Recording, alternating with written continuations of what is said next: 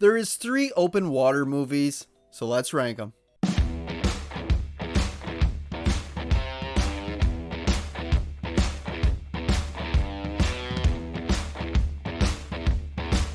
Hey guys, welcome back to the channel. Hope you're having a good one today. I'm the movie ranker, and today I'm ranking all 3 open water movies from worst to best. It's summertime. I feel like doing another shark franchise, so here we are. Mostly shark franchise, but we'll get into that. Just let me know how you rank these 3 movies down in the comments section. We'll have a great discussion. Not going to waste any more time, and let's dive into these 3 films. So kicking things off in last place at number 3, I had to go with Open Water 3 Cage Dive.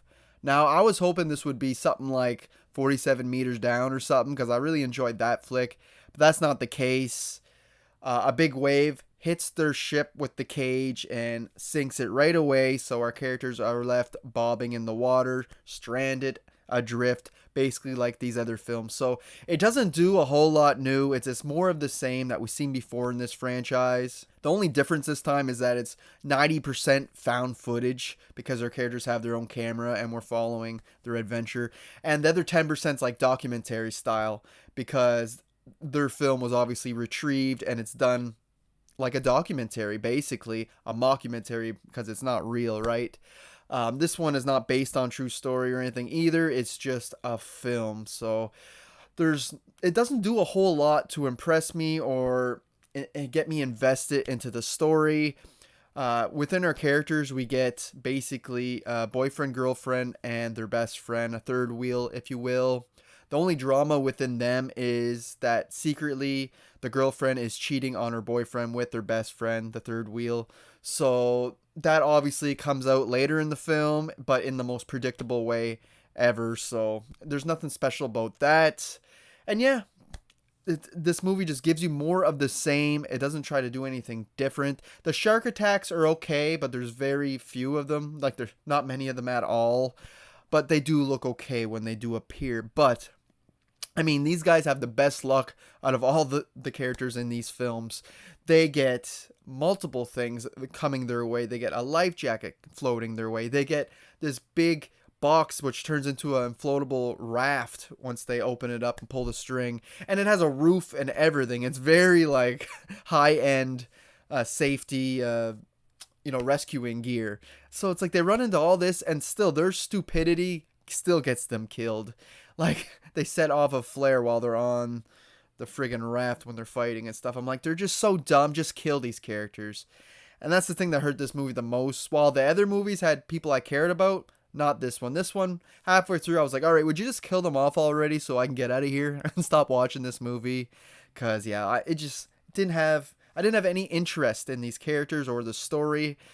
And yeah, there was no tension, there was no atmosphere. The found footage angle didn't do it any favors. It just made it kind of stand out in a bit of a unique way, but not enough. So yeah, this one is pretty bad. And I just want to add that it was a pretty bad idea to basically come out and say that these characters were never seen again right at the starting of the film before we get to see what actually happens. So chances are they died, all right, or they're dead now. So there's no mystery, like, are these people going to survive or not? No, it's all thrown out the window right from the get-go, so that's unfortunate, and this movie is easily the worst out of this franchise. Up next, at number 2, I got Open Water 2, Adrift. Yep, we're doing these movies in order, and I'll explain why, but this one was very interesting, the way they get stuck in the water, because they're still with their boat. It's just that they jump off and forget to put the ladder down before they get off, and their boat's just way too tall so they can't grab on the side. I thought that was something different, something I never thought of or seen before, so I'm like, oh, that's kind of cool, even though I feel like they could have tried harder to get back on the boat. They do try things at least. They try grabbing the flag, they try using their floaty, little floaty thing they had in the water to get up. They tie their shorts and panties and that together to make a rope, which actually works. But the dumbasses use the heaviest character there to climb it instead of using like the little girl or whatever. It's just like, dumb decisions again made in this film, but not as bad as part 3 in my opinion. That flare in the raft is, nothing can top that. But this one, yeah, I still feel like they could have tried harder. Like, I feel like if all the guys would have came together and one of the girls would have climbed up on them, they probably would have been able to get up. I know it's hard to hold someone up while you're swimming in water and not standing on anything, but I'm sure the three guys together could have like made a little pyramid or something for her. I know it's a movie, but that did kind of bother me. At least later in the film, they do find a way near the end to get up. And I was like, okay. But yeah, the only one character I really hated out of all these, and it was the dumb blonde girlfriend character who is with the guy who has the yacht. Man, they're in the water for like 5 minutes, and she's already trying to drown the girl with the friggin' life jacket and like trying to use her as a floaty. And she starts panicking and freaking out. And I get different people will act differently in this type of situation, but she just goes crazy too quick, and I just couldn't stand her. And I just wish they would have got rid of her a lot earlier in the film, because the rest of the characters I didn't mind. There's one of them I hated for a while, but then you learn stuff about them. The guy who owns the yacht, and you understand why he was acting that way a little bit, and he does have a bit of redemption later in the flick. And I think one thing that really added tension to this film is having the baby on board. There was a baby left on the boat, and they had the baby monitor there, so you could still hear her crying from in the water. And I was like, oh, that is such a terrible thing, you know. So definitely some tension in here. You definitely are rooting for them to get back on the boat to save that baby, that's for sure. But the oddest thing about this movie has to be that this is a sequel to a shark survival movie, like, right, open water. This one has no sharks, which is a bit unfortunate. I feel like that would have put this one maybe over the top, might have been in my first place, because yeah, that's the only thing this movie is missing. It does manage to keep your attention throughout with them trying to get their phone, them different things happening at the right times, just enough to keep the pacing nice and to keep my attention. I'm just a bit confused on the ending, because I think it can be taken two different ways. There's one where it does show that the fishing boat shows up and he doesn't see anybody around and the ladder's still down and everything, but you can hear the baby crying. So it makes it seem like nobody survived, because at the very end, the girl, once she does get on the ship, she puts down the ladder and goes back in the water to save the guy who had the yacht, right? And this is kind of another redemption for her, because as a child, her father died while they were both in the water. So she has a huge fear this entire movie. She gets over it, over her PTSD and trauma, to save this other guy. Now, whether she actually saved him and brought him back on the boat, or did they both die in the water, that's left up to debate, because, like I said, you see the fisherman there, he doesn't see anybody, but then it also shows her on the boat at one point without the fisherman being there, and the other guy on the deck. So it makes you could take this different ways. I don't know how it's supposed to be interpreted, but I like to think that she did make it, right, to save her child. So yeah, a decent sequel, better than what I thought it was going to be going in. I mean, one thing though, they say based on true events, which is complete bullshit. They shouldn't be allowed to say that if it's not based on true events.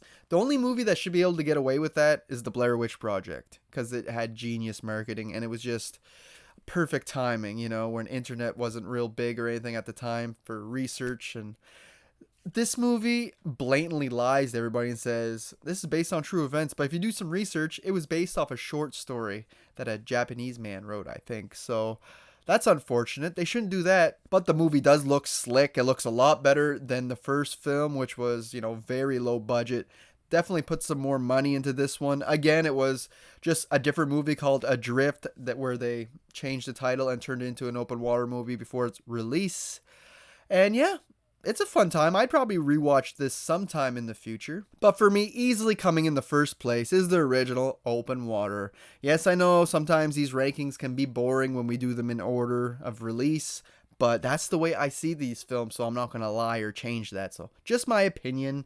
But I really like this movie, and it's so low budget if you haven't seen it. It only cost them $500,000 to make, and basically it was this husband and wife that made, or boyfriend, girlfriend, whatever, that made this movie. The guy directed, edited, and the wife helped finance it. So very impressive stuff. And like I said, while it feels very amateur and cheap at times, you feel that they put a lot of heart and hard work into this. You can feel it through the film, and I think that's why it resonates with so many people, even though it only had $500,000 budget. And also, the couple that made this were scuba divers themselves, so I feel like they knew what they were dealing with when making this movie, and it's very much a great survival film. It can be seen as a shark flick too, because it is, but they get the survival elements so right. And it feels like this is something that could really happen, because it is based on a true story. Not so much the stuff that happens in the water, because we don't know what happened to the people in real life once they were left behind in the water. But man, the way that they just slowly up the tension and up the danger and the scenarios throughout is just so great. It really helps with the pacing. And this is a short movie too. It's only like an hour and 19 minutes or something like that with the intro credits and everything. So it just flies by, but it's also because, like I said, they keep upping the danger at the perfect times. At first, they're just stranded. And then, their mental health starts deteriorating throughout the film, of course, you being stranded, and they start bickering and, being hungry and everything. And then they start getting stung by jellyfish, getting like little cuts and like fish gnawing on them. Of course, you got the sharks coming near them and taunting them, attacking them at times. You got the storm at night. Like I said, it just keeps building and building, and you really feel for these characters. You want them to survive. You're rooting for them for sure. And out of all these movies, this one definitely feels like the most believable to me, and it makes you scared to death to go on one of these trips in case they leave you out there in the water while you're scuba diving, right? On an excursion or whatever you're doing on vacation. So it definitely puts the fear in people, much like Jaws did back in the day, but for different reasons. I think the shark action's great. I like the way the movie wraps up, how they find the camera and the shark, the fisherman. And yeah, I'm rooting for these characters. It's believable. It's very amateur filmmaking, but you can tell that the heart was there. They want to make a good movie. You can tell that this wasn't just a cash grab or anything, right? So I can really respect this movie. It even makes my top 10 favorite shark movies of all time. So in this ranking, it easily comes in first place. So there you have it, guys. There's my ranking of all 3 open water movies. Hope you enjoyed it. This was a lot of fun. I mean, great films to watch during summertime. They're not going to be for everybody, right? You really have to like these survival type movies to enjoy them, and plus they're lower budget for the most part, but I really did enjoy them, at least 2 out of 3 of these anyway. So let me know how you rank them.